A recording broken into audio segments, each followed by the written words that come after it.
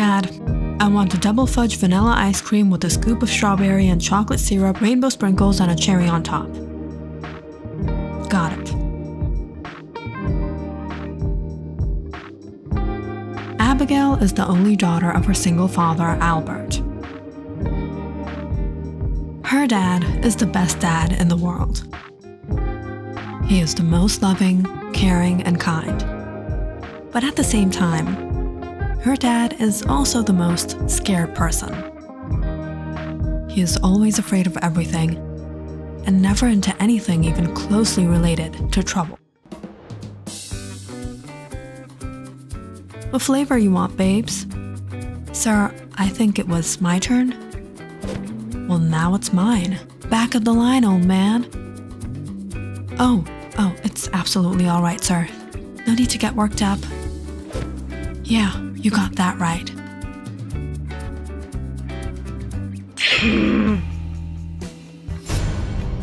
What did you just say, you little boy? Who you calling a little boy? You heard me. Aren't you supposed to be in school? What are you doing here with her? Or did you take your mommy's permission to come here? Hey lady, you better watch. Don't hey lady me. You think you can just cut our turn like that? If you don't move, you won't be getting a sundae today. You'll be getting a knuckle sandwich. Alright, fine.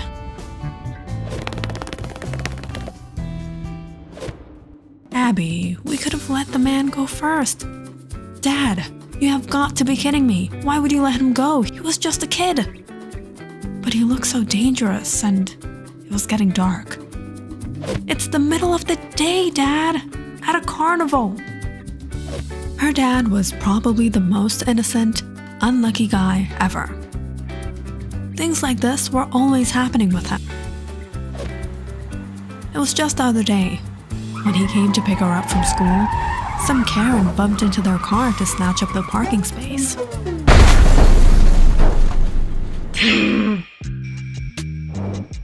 Oh no, you didn't. You crashed into my car. What? I'm so sorry. Dad, we didn't crash into her car. She crashed into ours. Nothing even happened to her. Nothing? You call this nothing? Look at this scratch. Who's gonna pay for this? And what about our... I understand, miss. I apologize for the accident. You know what? I'll pay for it.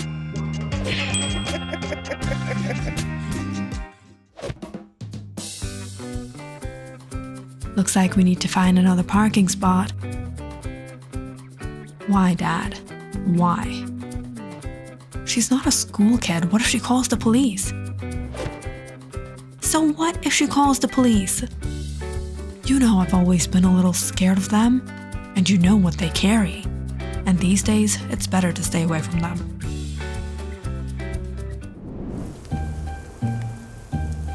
And who could forget the time when a thief broke into the house on Christmas?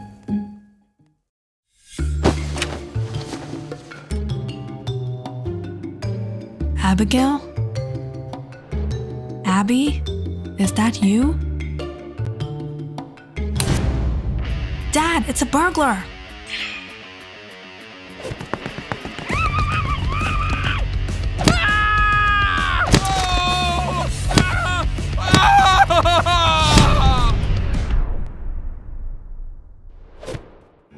Abby, look what you did.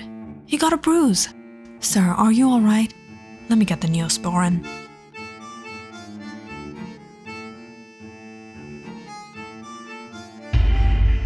What? Dad, no! Let's call the cops!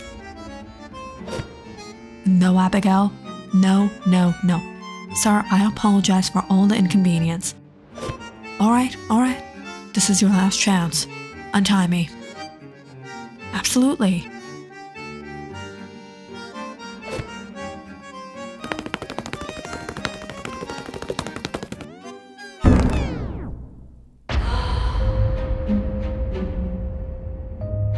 What just happened? Why didn't we call the police? Abby, What if he keeps a grudge and comes back to take revenge? What would we do then? See how far I think ahead? And you think I'm scared. I'm not scared. Your old man is wise.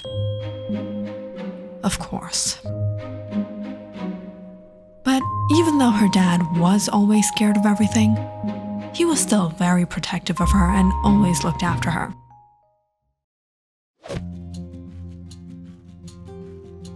The movie was great. Is he hiding there?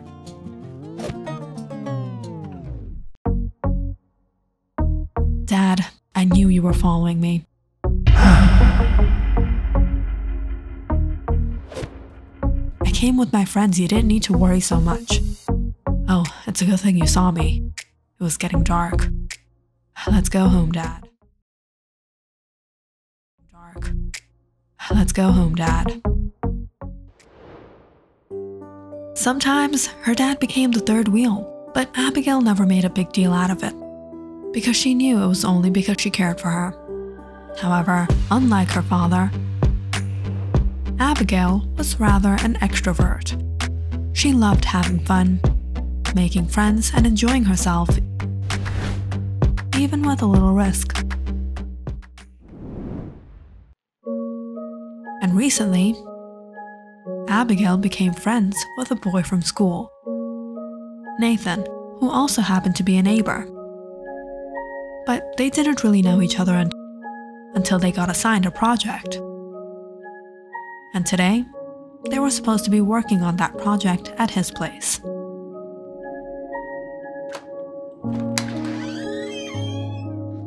Abby, you're here. Come in. Walking into Nathan's house, his dad came out to meet them. Mr. Anderson was a police officer. Nathan, you have a friend. Who is this beautiful young lady? This is Abigail. She's a classmate. She's the daughter of Mr. Robert Collins. Robert Collins. The look on Mr. Anderson's face suddenly changed as he looked at his son. Nathan, it's getting late. Escort your friend home and come back. But Dad, we were supposed to do a project. Do what I said. Both Nathan and Abigail were confused by how tense everything got. But Abigail quickly took leave herself. It's alright, Nathan, we can finish up tomorrow. I'll go. Abigail couldn't understand what that was about. And the next day at school, she got hold of Nathan. What happened yesterday? It was almost like your dad was kicking me out. It's a bit complicated. My dad really doesn't like your dad. What? Why? He thinks your dad is a criminal. He's staying undercover and you're just his decoy, so he appears like a family man. What? Is this a joke? You know my dad, right? You think he has the guts to do something like that? I wish he was like that. He can't even go out after hours. Not just that. My dad has a feeling he took your mom's life. Alright, that's enough. I get your dad doesn't like my dad, but it's really low that he's making up stories like he took my mom's life. Abigail got up and left Nathan a little mad and offended by everything she just heard.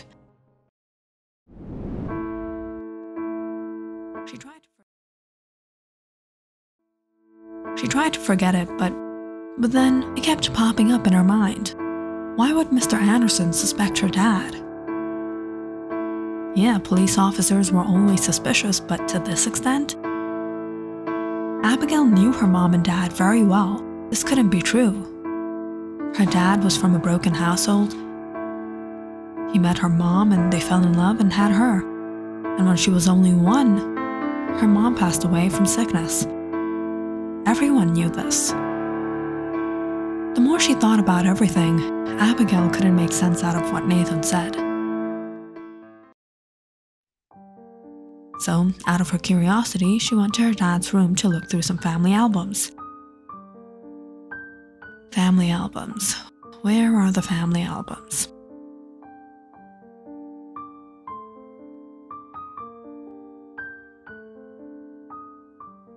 Dad's baby pics. He was such a cute kid. And tough. Who knew this kid would grow up to be so shy? Grandma, Grandpa, Mom's pics. As Abigail went through all the pictures, she suddenly noticed there were no pictures of her mom and dad together. That's strange. Where are Mom and Dad's pictures? The more Abigail looked into the matter, the more curious she got. And eventually, she decided to confront her dad about it. "Oh, you startled me. Dad, can we talk?" "Sure, sweetheart. What was Mom like?" "Your mom, she was just like you, not scared of anything at all and never pondering on any consequences." "Don't I have grandparents?" "You do, but your mom's parents never liked me. You know how I am. They wanted your mom to marry someone rich and manly, but your mother fell in love with me, a car salesman. And well, maybe not manly, but still a man." Abigail took out the pictures of her mom her dad had always shown her. "Dad, why don't you have any pictures with Mom? After your mom passed away and we moved here, not just those pics, but a lot of pics got lost. Why don't I look anything like Mom?" "What? You do, sweetheart." "Dad, I don't even look like you. Both you and Mom have blue eyes. I don't have blue eyes. You went towards your grandparents." "Then who is she, Dad?"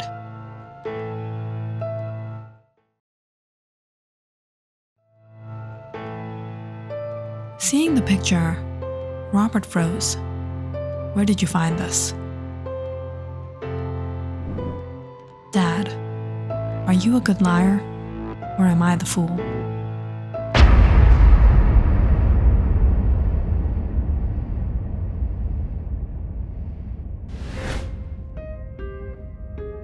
Mr. Albert wasn't always known as Mr. Albert.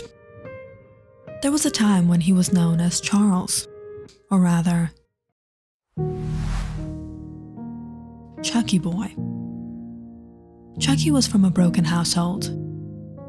His father was never in his senses, and his mother left him and 3 of his older siblings without saying anything. Being the youngest of them, Chucky grew up neglected. And it was at the age of 9, for the first time in his life, he stole from a bakery out of hunger.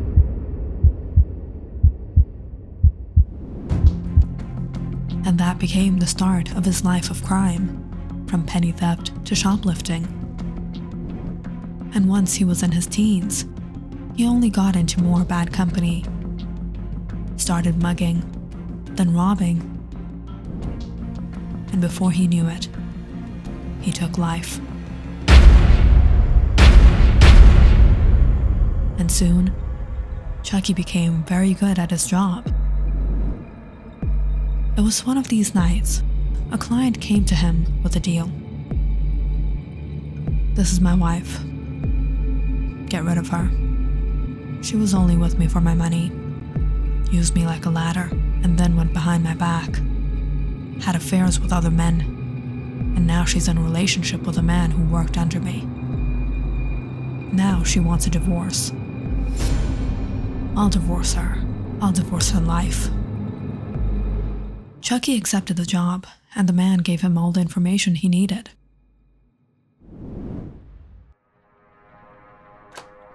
And one night, Chucky broke into their home and took the life of his wife and her lover.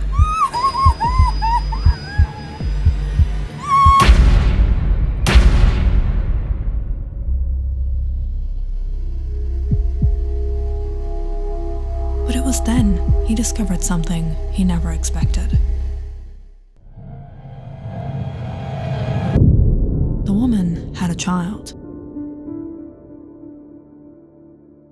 She was only a few months old. What have I done?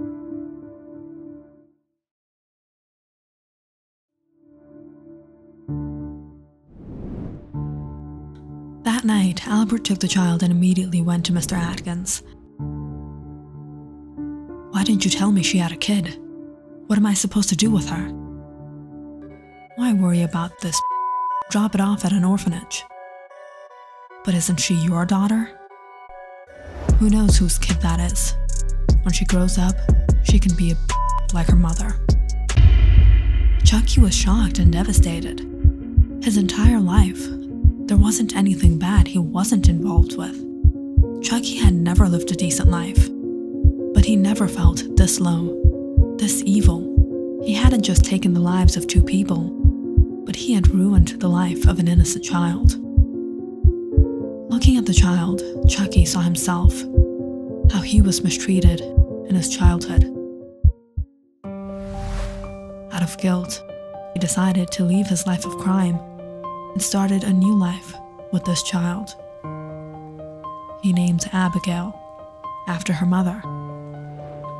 For the first time, Chucky got an odd job and began an honest living. Worked day and night to rent a small apartment, to put food on the table, to take care of her. Chucky never let Abigail feel like she was missing anyone in her life, always fulfilling her every need and her every want. And beginning this new life, he covered up all his tracks, even changed his name. But deep down inside, he kept fearing the day his past might come to haunt him. Even after all these years, the police were very suspicious of him, even though they didn't have any substantial lead against him. Chucky was worried if he were to ever get caught. If he went to prison, who would take care of Abigail? She had no one. After hearing everything, learning the whole truth, tears ran down Abigail's face as she said, "I'm sorry, Dad," and took out the hidden microphone. Albert stared at his daughter in shock as the police barged in. "You're under arrest. We have your confession on record." That day, when Abigail went to search for those family albums, she happened to drop a bottle of perfume and shattered it in the cabinet. Oops. Dad's going to kill me. But as Abigail went to clean it, she saw the fluid all leak into a different compartment beneath the cabinet. She pushed away the wooden panel, discovering a secret drawer. What is this? Passports? A knife? A gun? And a picture of a woman who looked just like her. Who is she? Curious to know who this woman was and what her dad was hiding from her, Abigail took the picture to Nathan and told him everything. "Can you do me a favor? Get your dad to find out who this woman is." Nathan then told his dad. And Mr. Anderson informed Abigail that the woman had passed away nearly 17 years ago, when an intruder had broken into the house, and her daughter had gone missing on that night. That was me. She was my mother. All this time, the man I thought was my father, he was just keeping a cover. He took my mom's life. We've been after him for years now, but we have no evidence against him. The only way we can charge him is if he confesses. And you can do that, Abigail. Mr. Anderson then set up Abigail to make Albert confess. And wanting justice for her mother, Abigail did exactly that.